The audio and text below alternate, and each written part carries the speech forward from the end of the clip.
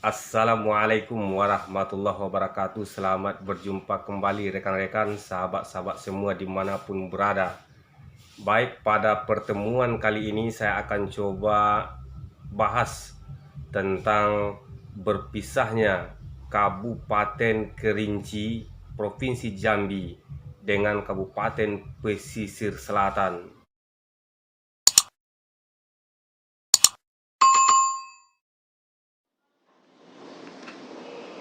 Kabupaten Kerinci, Provinsi Jambi memiliki sejarah romantis masa lalu yang indah dengan Kabupaten Pesisir Selatan, Provinsi Sumatera Barat.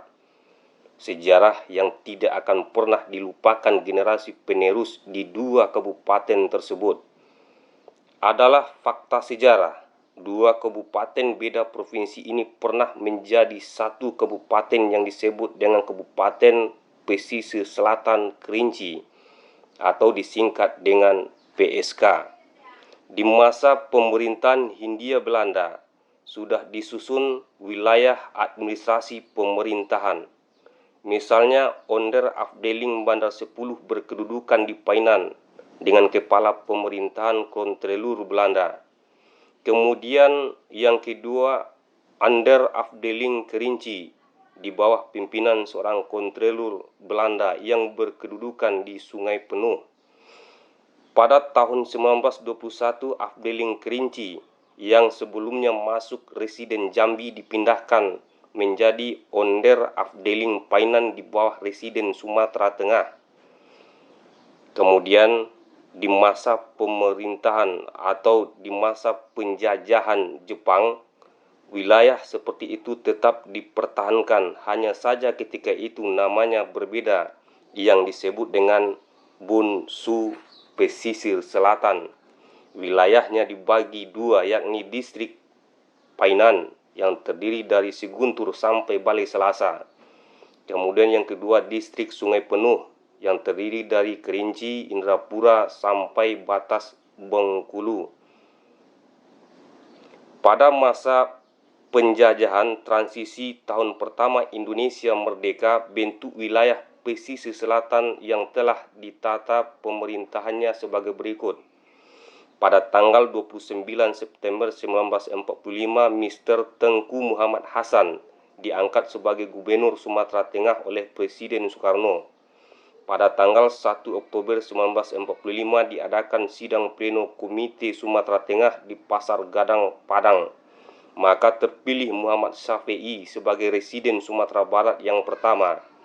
Pada tanggal 3 Oktober 1945, Muhammad Syafi'i diangkat sebagai Residen Sumatera Barat oleh Gubernur Sumatera Barat yang berkedudukan di Padang.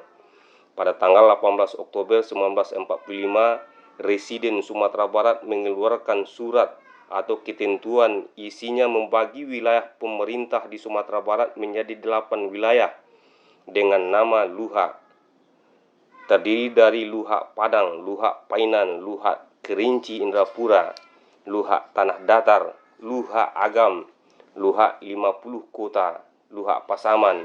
Kemudian mengangkat pejabat sebagai Luhak yang akan memimpin pemerintahannya, yakni Muhammad Syafi'i gelar Sultan Bandaro untuk Painan.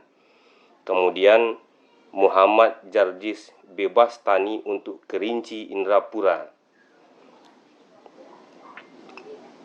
3 tahun pasca kemerdekaan Republik Indonesia keluar undang-undang yang mengatur tentang penataan daerah administrasi pemerintah.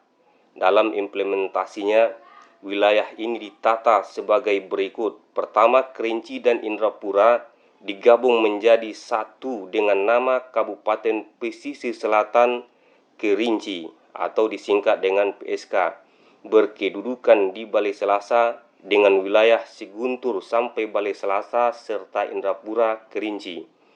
Ketika wilayah Sumatera Barat dibagi menjadi 11 daerah kabupaten, saat itu Kabupaten Pesisir Selatan dan Kerinci yang berkedudukan di Balai Selasa wilayahnya dibagi menjadi 3. Pertama, Kewedanan Painan, Kewedanan Balai Selasa, Kewedanan Kerinci di Sungai Penuh.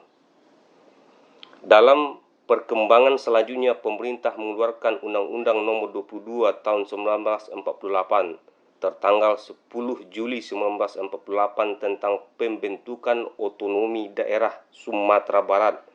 Sekaligus wilayah Negara Kesatuan Republik Indonesia ini dibagi menjadi daerah tingkat 1 dan daerah tingkat 2 yang secara mutlak dapat mengatur urusan rumah tangganya sendiri. Pada lembar sejarah selanjutnya, tahun 1950, pemerintah mengeluarkan Undang-Undang Nomor 45 Tahun 1950 tentang penataan wilayah Sumatera Barat. Dengan implementasi wilayah, Sumatera Tengah dibagi menjadi 3 daerah tingkat 1 atau provinsi, yakni Provinsi Sumatera Barat, Provinsi Jambi, Provinsi Riau. Tahun 1956 keluar pula undang-undang yang mengatur tentang pembentukan daerah tingkat 2. Berdasarkan Undang-Undang Nomor 12 1956 itu, Sumatera Barat dibagi menjadi 14 daerah tingkat 2 dan diberi otonomi daerah tingkat 2 tersebut. Kemudian tahun 1958 pemerintah mengeluarkan Undang-Undang Nomor 61 Tahun 1958 tanggal 10 November 1958 dan dikomunikasikan lembaran negara nomor 112 tahun 1958. Gubernur Jambi pada waktu itu Muhammad Yusuf meresmikan berdirinya daerah Swatantra tingkat 2 dengan nomenklatur kabupaten daerah tingkat 2 Kerinci. Maka semenjak itu pula Kerinci berpisah dari Kabupaten Pesisir Selatan. Setelah implementasi Undang-Undang Nomor 12 Tahun 1956 tentang pembentukan daerah tingkat 2, maka terus berlanjut perkembangan Kabupaten Pesisir Selatan. Begitu pula selanjutnya dengan Kabupaten Kerinci. Oke, baik rekan-rekan semua, itulah kisah tentang berpisahnya Kabupaten Kerinci dan Kabupaten Pesisir Selatan di masa awal kemerdekaan Republik Indonesia. Terima kasih bagi yang sudah menyaksikan. Salam.